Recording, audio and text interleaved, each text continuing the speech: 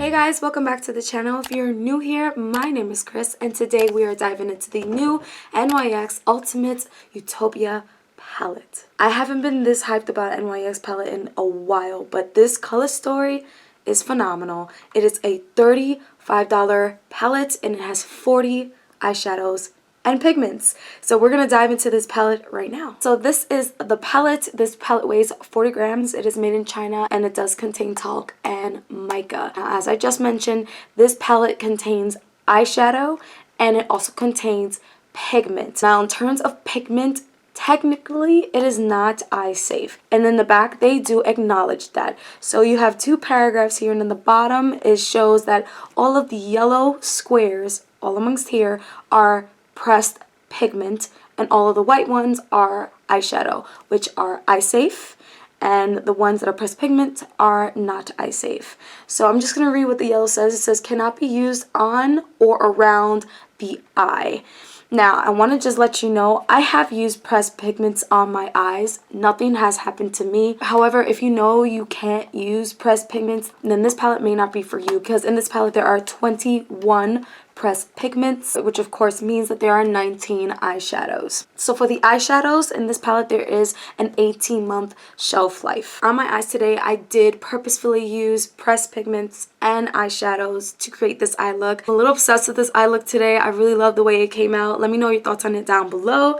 But here is the color story of this gorgeous palette. What do you guys think of this color story? What shadows are jumping at you? Do you guys think it's boring? Do you love it? Let me know all of your first thoughts down below. So all of these are the pressed pigments, and all of these are the eyeshadows. Now, in terms of the price point, you guys, you're getting 40 shadows of NYX formula for $35, and I got to say it is 100% worth it. After playing with these shadows, I can say that they are pigmented, they blend really beautifully, and some of these shimmers almost look like they're foiled. So I'm gonna go ahead and show you guys the pre-recorded swatches. It is a lot of swatches, but somehow I was able to fit 40 swatches on my arm. I didn't make it big long swatches. Instead, I just did the shorter versions. These are all one-time swatches. When I went to go swatch some of the mattes, I was really impressed to see how it looked in a swatch. So as usual, I'm going to go ahead and take some for you guys live right now. I do want to show you this gold, even though I have it on my lid. I want to show you in a swatch. I want to show you, oh goodness, this color, so pretty. Let's see. Oh, the purple. Let's do the purple shimmer. So I wrote a list of what I wanted to show you guys because I forget. And you know what? Let's do this one as well. I hate pinky swatches, but I like to do 4 at a time, so forgive me. Here they are on my fingers. I'll show you guys right now. This is 1, 2. Oh, sorry. Not taking more, just spreading that out. 3. And 4. Oh, there you go. Alright. There you go. Ah, so pretty. Today I'm using 3 crayon case brushes, 2 Morphe, and 1 for the Ipsy times Tetris collection. As always, I start my eye look off with the Kylie Cosmetics Maple Concealer on my lid, and then I pat it down in with a Juno Co sponge. So I start off the eye look using the Morphe JH33 brush, and I go into this matte up top. It has tiny little glitters in it that actually do show up on the lid, so I'm really happy that it's just not one of those shadows that looks like it has glitter in it and that it doesn't actually show up on the eye. And then I took the small crayon case blending brush from the pencil set, and I went in with the dark matte purple right at the bottom, because you guys know me, I love me some purple. Now this purple is super duper pigmented. Just go in little by little. I put it all across my crease from the inner part of my eye, going all the way out past my outer V and out into the wing. After placing the purple down using the same brush, I went in with this pink kind of dusty rose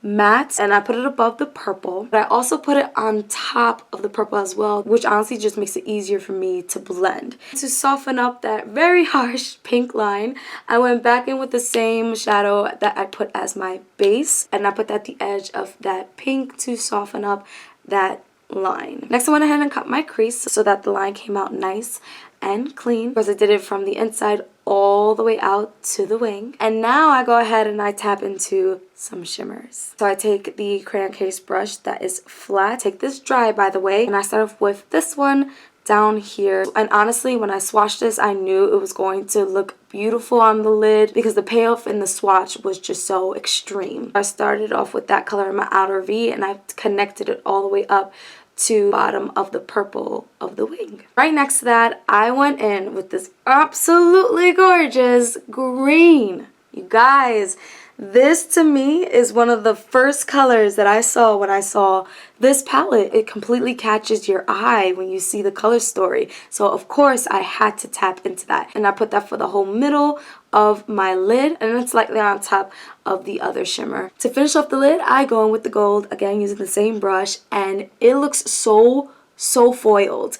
I didn't expect that because in the swatch, I didn't think it was gonna have like a foil effect.